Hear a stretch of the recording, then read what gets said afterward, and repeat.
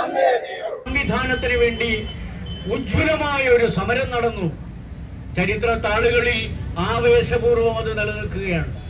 ലീഗിന്റെ നേതാക്കന്മാർ, കോൺഗ്രസിന്റെ നേതാക്കന്മാർ, അന്ന് ഒരു കമ്മ്യൂണിസ്റ്റ് പാർട്ടിയെ ഉണ്ടായിരുന്നുള്ളൂ, CPI, അതിന്റെ നേതാക്കന്മാർ, ഇവരെല്ലാം അവരുടെ പതാകകൾ ഒരുമിച്ച് കൂട്ടിക്കെട്ടി സ്റ്റാറ്റ്യൂട്ടറി റേഷനിങ് സംവിധാനം വേണമെന്ന് പറഞ്ഞു. കേരളം അങ്ങനെയാണ്. അതറിയാത്ത ചിലർ ഇവിടെയൊക്കെ ഇരിക്കുന്നുണ്ടെങ്കിൽ പഠിക്കണം കേരളത്തെ. കേരളം നാണ്യവിളകളുടെ സംസ്ഥാനമല്ല. ഗോതമ്പ് വയലേലകളില്ല, നെൽ വയലേലകളില്ല, ധാന്യങ്ങൾ വളരെ വളരെ കുറവാണ്. നമ്മൾ കപ്പ, ഇഞ്ചി, കുരുമുളക്, കാപ്പി, റബ്ബർ, ഏലം, തേയില, പാമ്പിൻതോല്, മാനിൻതോല്, അങ്ങനെ കുറെ എണ്ണം കയറ്റി അയക്കും. സുഗന്ധദ്രവ്യങ്ങൾ കയറ്റി അയക്കും. അങ്ങനെയുള്ള ഒരു കാലത്ത് ക്ഷാമം നേരിട്ടപ്പോൾ ഈ കൊച്ചു കേരളം, നമ്മുടെ എല്ലാം മന്ത്രിമാരുടെ അപ്പനപ്പൂപ്പന്മാർ, നമ്മുടെ എല്ലാം നേതാക്കന്മാരുടെ അപ്പനപ്പൂപ്പന്മാർ ചോളവും അതുപോലുള്ളവയും കഴിച്ച് പശി അടക്കിയിട്ടുണ്ട്. ആ സമയത്ത് നമുക്ക് അരിയും ഗോതമ്പും പഞ്ചസാരയും ധാന്യങ്ങളും വേണം. അതിന് കണക്കായി കേന്ദ്ര ക്യാബിനറ്റിലേക്ക്, ഖജനാവിലേക്ക് കേരളം ഈ സുഗന്ധദ്രവ്യങ്ങളും എല്ലാം കയറ്റി അയച്ചുകൊണ്ട് വിദേശ നാണ്യം നേടിക്കൊടുക്കുന്നുണ്ട്. വിദേശ നാണ്യം കിട്ടുമ്പോൾ അതിന്റെ ഒരു വിഹിതം ഈ കൊച്ചു കേരളത്തിന് കിട്ടേണ്ടതാണ്. അതാണ് അന്ന് ഈ പാർട്ടികൾ സ്റ്റാറ്റ്യൂട്ടറി റേഷനിങ് സംവിധാനത്തിലൂടെ ഈ കേരളത്തിൽ നേടിയെടുത്തത്. അങ്ങനെയാണ് സ്റ്റാറ്റ്യൂട്ടറി റേഷനിങ് സംവിധാനം ഈ കേരളത്തിൽ ഉണ്ടായത്. അത് നിലനിർത്തുന്നവരാരാണ്? വെറുതെ ഒരു സ്റ്റാറ്റ്യൂട്ടറി റേഷനിങ് സംവിധാനം ഒരു ബ്യൂറോക്രസി, ഔദ്യോഗിക വിഭാഗം, അഡ്മിനിസ്ട്രേറ്റർ പ്രഖ്യാപിച്ചാൽ പോരാ. അത് 12,203 ഗ്രാമങ്ങളിലൂടെ, അവിടെയുള്ള റേഷൻ കടകളിലൂടെ, മറ്റതെല്ലാം മെട്രോപൊളിറ്റൻ സിറ്റി എന്ന് പറയാം, ആ റേഷൻ കടകളിലൂടെ വാതിൽപ്പടി വിതരണത്തിലൂടെ എത്തിക്കേണ്ടവർ എത്തിക്കണം. GR അനിൽ വിചാരിച്ചാൽ എത്തിക്കാൻ കഴിയില്ല, പിണറായി വിജയൻ വിചാരിച്ചാലും എത്തിക്കാൻ കഴിയില്ല. എത്തിക്കുന്നവരാര്? റേഷൻ ലൈസൻസുകൾ, റേഷൻ ഷാപ്പ് ഉടമകൾ, ഇതിന് ഭാഗമായി പ്രവർത്തിക്കുന്ന ചുമട്ടുതൊഴിലാളികൾ, ഇതിനോടനുബന്ധിച്ചുള്ള FCI ഉദ്യോഗസ്ഥന്മാർ, ഇവരെല്ലാമാണ്. അല്ലേ? അവരെല്ലാം യോജിച്ച് നടത്തേണ്ടുന്ന ഒരു സമരമാണിത്. ചിലർ ചില താല്പര്യങ്ങൾ കൊണ്ട് ആ സമരത്തെ വേറൊരു മുദ്രാവാക്യത്തിലേക്ക് കൊണ്ടുപോകുന്നതിനോടൊന്നും അതിന്റെ വിശദീകരണത്തിൽക്കൊന്നും ഞാൻ പോകുന്നില്ല. അതാണ് ഞാൻ ആദ്യം തുടക്കത്തിൽ പറഞ്ഞത്, ഇതൊരു ജീവിത സമരമാണ്. ലോകത്താകെ കോവിഡ് മഹാമാരി ആളിപ്പടർന്നപ്പോൾ, ആരുടെയും നിയന്ത്രണത്തിന് വിധേയമല്ലാതായിരുന്നപ്പോൾ, ആൾ ദൈവങ്ങളും സാക്ഷാൽ ദൈവങ്ങളും അമ്പലങ്ങളും പള്ളികളും ആരാധനാലയങ്ങളും അടച്ചുപൂട്ടി പൂജ പോലും ചെയ്യാതിരുന്നപ്പോ, മനുഷ്യന്റെ വയറില് വിശപ്പ് മാറ്റാൻ ആഹാരം എത്തിച്ചൊരു വിഭാഗമുണ്ട്. പൂജാരി പണിമുടക്കി, ആരാധനാലയങ്ങൾ തുറന്നില്ല, പക്ഷെ തുറന്ന് പ്രവർത്തിച്ചത് റേഷൻ കടകളാണ്. ആ കാര്യം അധികാരികൾ മറന്നു പോകുന്നു എന്നുള്ളതാണ് നമ്മുടെ സങ്കടം. ആ സങ്കടം ഏത് കൊലക്കൊമ്പന്റെ മുമ്പിലും, ഏത് സെക്രട്ടേറിയറ്റിന് മുന്നിലും AITUC വിളിച്ചു കൂവും. അതാണ് ട്രേഡ് യൂണിയൻ. അമ്പലം പൂട്ടിയപ്പോ റേഷൻ പടിയെ തുറന്നില്ലേ? പള്ളി പൂട്ടിയപ്പോ റേഷൻ പടിയെ തുറന്നില്ലേ? അവിടെ കിറ്റുകൾ ഉണ്ടാക്കിയില്ലേ? കിറ്റുകളുടെ മഹാത്മ്യത്തെ കുറിച്ച് നമ്മളെല്ലാം എത്രയോ പ്രസംഗിച്ച് നടന്നതല്ലേ? ആ കിറ്റ് വിതരണം നടത്തിയ, കെട്ടിയ, മൂക്കില് ഇതെല്ലാം നടത്തി സാനിറ്റൈസർ മിനിറ്റിന് കയ്യിൽ തേച്ച് കിറ്റ് രൂപപ്പെടുത്തി അത് എത്തിച്ച റേഷൻ കടക്കാർക്ക് വേതനമില്ലത്രേ.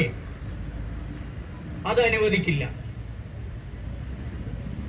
സജിലാൽ ഇങ്ങനെ ഒരു സമരമുണ്ട്. KPR നിന്ന് അദ്ദേഹത്തിന് തീരെ സംസാരിക്കാൻ വയ്യാതെ ഇപ്പോ ആശുപത്രിയിലേക്ക് പോയിരിക്കുന്നത് കൊണ്ടാണ് എന്നെ പകരം ചുമതലപ്പെടുത്തിയത്. അദ്ദേഹത്തിന് തന്നെ നിർബന്ധമായും ഇവിടെ വരണമെന്നുണ്ടായിരുന്നു. ഈ സമരത്തിന്റെ ഗൗരവം അത്രയേറെ ബോധ്യപ്പെട്ടിരുന്നു AITUCയുടെ സംസ്ഥാന ജനറൽ സെക്രട്ടറി. ഞങ്ങളുടെ സംസ്ഥാന കൗൺസിലും സംസ്ഥാന വർക്കിംഗ് കമ്മിറ്റിയും ഭാരവാഹികളുടെ യോഗവും നിരന്തരമായി ഇത് ചർച്ച ചെയ്തിരുന്നു. ബഹുമാനപ്പെട്ട ഇതുമായി ബന്ധപ്പെട്ട വകുപ്പ് മന്ത്രിയുടെ മുമ്പിൽ നിരന്തരമായി ഈ ആവശ്യങ്ങൾ ഉന്നയിച്ചിരുന്നു. എന്താ ഇങ്ങനെ വരാൻ? അതുകൂടി പറഞ്ഞ് മറ്റു കാര്യങ്ങളെല്ലാം നേതാക്കൾ ഒരുപാട് ഇവിടെയുണ്ട്. എന്താ ഇങ്ങനെ ചിന്തിക്കാൻ ഈ ഗവൺമെന്റ്? ഇതൊരു തൊഴിൽ വിഷയം മാത്രമല്ല, അങ്ങനെയായി ചിത്രീകരിച്ച് ഈ തൊഴിലാളികളെ ഒരു പാഠം പഠിപ്പിക്കാം എന്ന് കരുതുന്നുണ്ടെങ്കിൽ നിങ്ങൾ വിഡ്ഢികളുടെ സ്വർഗത്തിലാണ്. ഇതൊരു തൊഴിലാളി വിഷയമല്ല, ഇത് കേരളത്തിന്റെ പൊതുജനങ്ങളുടെ വിഷയമാണ്. അങ്ങനെ ഈ വിഷയത്തെ കൈകാര്യം ചെയ്യണം. മാർക്കറ്റിൽ ഇടപെടുക, പൊതുവിതരണ രംഗത്ത് ഇടപെടുക, റേഷൻ കടകൾ ഉണ്ടാവുക, റേഷൻ വിതരണം നടത്തുക, ശേഖരിച്ച ധാന്യങ്ങൾ ഇവിടെ കൊണ്ടുവന്ന് അത് റേഷൻ കാർഡ് വഴി വിതരണം നടത്തുക തുടങ്ങിയതൊക്കെയാണ് വിപണിയിൽ ഇടപെടാനുള്ള ഏറ്റവും വലിയ മാർഗം. അതുകൊണ്ടാണ് വിദേശ നാണ്യം നേടിത്തരുന്ന കേരളത്തിന് ഒരു സ്റ്റാറ്റ്യൂട്ടറി റേഷനിങ് സിസ്റ്റം ഉണ്ടാവണമെന്ന് മുൻകാല നേതാക്കൾ അവരാഗ്രഹിച്ചത്. ഇതിന് സാമ്പത്തിക കുഴപ്പമുണ്ടായത്, വകുപ്പിന് സാമ്പത്തിക കുഴപ്പമുണ്ടായത് റേഷൻ തൊഴിലാളികളുടെയും ജീവനക്കാരുടെയും നാട്ടുകാരുടെയും കുഴപ്പമാണെന്നാണോ? അല്ല. സത്യത്തിൽ സപ്ലൈകോ രൂപീകരിക്കുമ്പോൾ മറ്റൊരു വിഷയമാണെങ്കിലും ആഗ്രഹിച്ചതെന്താ? പൊതുവിപണിയിൽ ഇടപെടാനാണ്, വിലക്കയറ്റം നിയന്ത്രിക്കാനാണ്.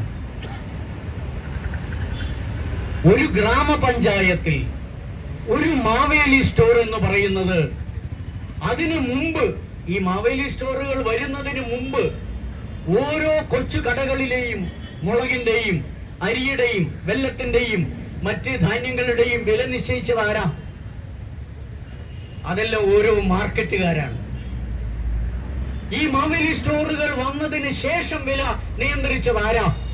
മാവേലി സ്റ്റോറുകളാണ്. അതാണ് ഇതിന്റെ വ്യത്യാസം. ചിലർക്കൊക്കെ മറന്നു പോകുന്നത് അതാണ്. പൊതുവിപണിയിൽ ഇടപെടാനാണ്, വിലക്കയറ്റം നിയന്ത്രിക്കാനാണ്. ഒരു പഞ്ചായത്തിൽ ഒന്ന് മതി. അങ്ങനെ ഈ കേരളത്തിലെ മുഴുവൻ പഞ്ചായത്തുകളിലും ഓരോന്ന് മതി. ചുരുങ്ങിയ സ്ഥലത്ത് ഔട്ട്ലെറ്റുകൾ മതി, സൂപ്പർ മാർക്കറ്റുകൾ മതി. കേരളത്തിന്റെ വില നിലവാരം നിയന്ത്രിക്കാൻ കഴിയും. ലക്ഷോപലക്ഷം 3 കോടിയിലേറെ വരുന്ന ഈ ജനങ്ങളുടെ വില നിയന്ത്രണ അവകാശം ആർക്കാണ്? കേരള ഗവൺമെന്റിനാണ്. അത് പൂട്ടിപ്പോയാൽ ആ അവകാശം ആർക്കാണ്? ലുലു മാളിലും വൻകിടക്കാർക്കും ആന്ധ്രയിലെയും ഉത്തരേന്ത്യയിലെയും വൻകിട കച്ചവടക്കാർക്കുമാണ്.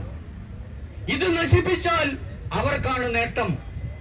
അതാണ് ഞങ്ങൾ പറയുന്നത്. ഞങ്ങളുടെ തൊഴിൽ വിഷയം മാത്രമല്ലേ, പൊതുവിതരണം കാര്യക്ഷമമാക്കണം, മാർക്കറ്റിൽ ഇടപെടണം, വില നിയന്ത്രിക്കണം. ഈ ലക്ഷ്യത്തോടു കൂടിയാണ് തുടങ്ങിയതെങ്കിലും ഒരു ഘട്ടത്തിൽ ഒരു മാവേലി സ്റ്റോറിലെ 13 ഐറ്റങ്ങൾക്ക് വില കുറച്ചു എന്ന് മാത്രമല്ല, അതിന് വില വർദ്ധിപ്പിക്കരുതെന്ന് തീരുമാനമെടുത്തു. അന്നത് ശരിയാണെന്ന് തോന്നി. പക്ഷെ അതോടുകൂടി പൊതുവിതരണ ശൃംഖല അടച്ചുപൂട്ടി. അതിന് ഉത്തരവാദി ആരാ? തീർച്ചയായും ഉത്തരവാദി നമ്മളെല്ലാം തന്നെ. അങ്ങനെ ഒരു പൊതുവിപണിയിൽ ഇടപെടാൻ കഴിയില്ല എന്ന ബോധ്യം നമുക്ക് ഇപ്പോഴല്ലേ ഉണ്ടായത്. അന്ന് തെറ്റ് ചെയ്തത് ആരാ? അവരതിന് മറുപടി പറയണം. ധനകാര്യ വകുപ്പ് എല്ലാ വകുപ്പുകൾക്കും ധനം നൽകുന്നയാളാണ്. ഞാൻ ആദ്യം പറഞ്ഞതുപോലെ പ്രഥമ പരിഗണന കേരള സർക്കാരിന്റെ ധനകാര്യ വകുപ്പിന്റെ പ്രഥമ പരിഗണന ഭക്ഷണ വിതരണത്തിനും ഭക്ഷണം കൊടുക്കുന്നതിനും അവന്റെ തൊഴിലാളിക്ക് കൂലി കൊടുക്കുന്നതിനും പൊതുവിപണിയിൽ ഇടപെടുന്നതിനും ആയിരിക്കണം.